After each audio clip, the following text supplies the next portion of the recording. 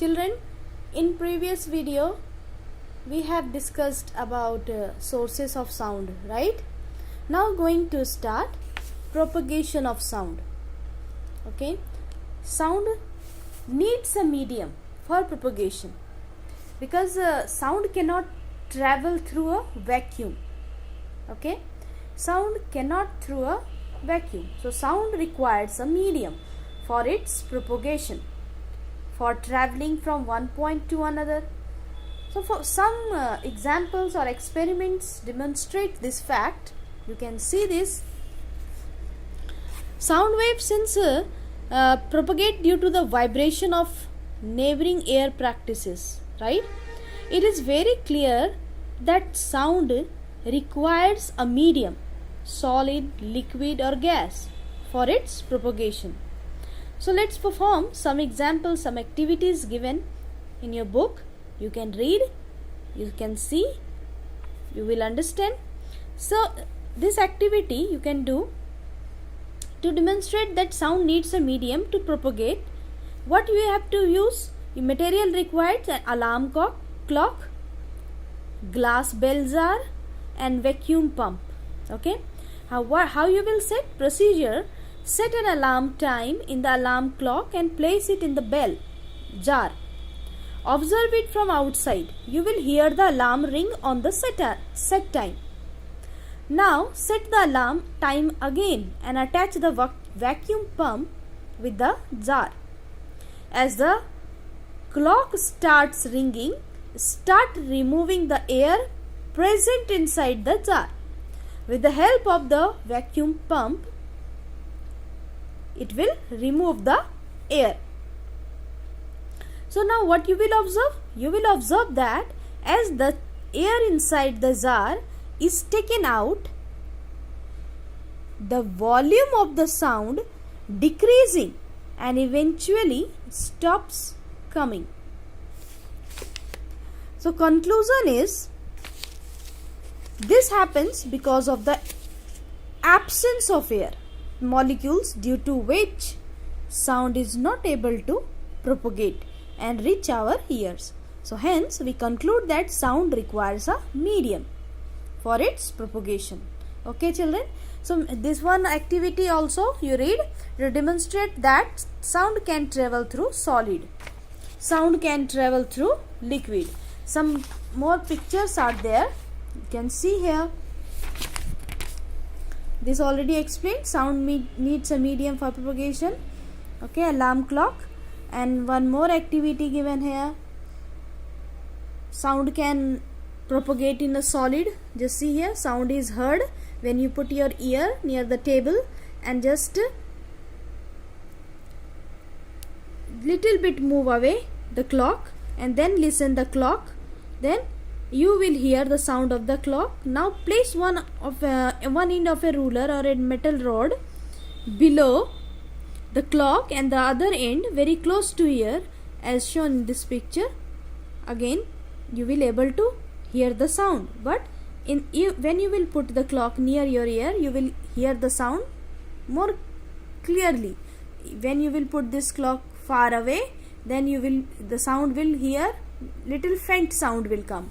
And then when you will put ruler, this one, all the objects here, metal rod, everything, then after that also you will observe the little faint sound will come. So in solid, sound will travel faster than comparison to liquid and gas. Okay. Now this one also, sound can travel through a liquid. How you will do this activity? It is easy. You can do: fill a balloon with water as shown in this picture, hold it near your ear. Now keep the watch gently to the other side of the balloon. You will hear the ticking sound of the watch. This shows that sound can travel through a liquid. Okay, sound can travel in air. This is also one of the example, but sound travel faster than liquid and gas. Now children, second thing is, sound travels in air in the form of longitudinal waves. Just see this picture. We have read that sound is a form of energy because it produced when a body vibrates, right? During vibration, the kinetic energy changes into the potential energy, and the potential energy changes into the kinetic energy. The sound energy in air is transmitted from one place to other place by wave motion. In wave motion, the particles of the medium do not leave their mean position, but they vibrate about their mean position. Okay, when a body vibrates, the particles of air surrounding it start vibrating about their resting positions. During vibration, they collide with the surrounding particles and transfer some energy to them. Okay, so such vibration of particles in air are in the direction of propagation of sound. You see this picture? These are the important terms related to sound verbs. Now this direction of propagation of sound, and they form longitudinal wave. This is the longitudinal wave of sound, and they form longitudinal wave. In a longitudinal wave at point C, I'll show you this picture. I have drawn here this point, C point. Okay, at point C, on either side of which the particles of air moves towards the point C, is called compression. This is called compression. And the point R, this point R, on either side of which particles of air moves away from the point R. Okay, moves away from the point R. This. So this is called rarefaction. Okay, this arrow in diagram shows the direction of movement of air particles. This direction of movements of air particle, this is the direction. This is compression, this is rarefaction. This is away from the particles. This is called rarefaction.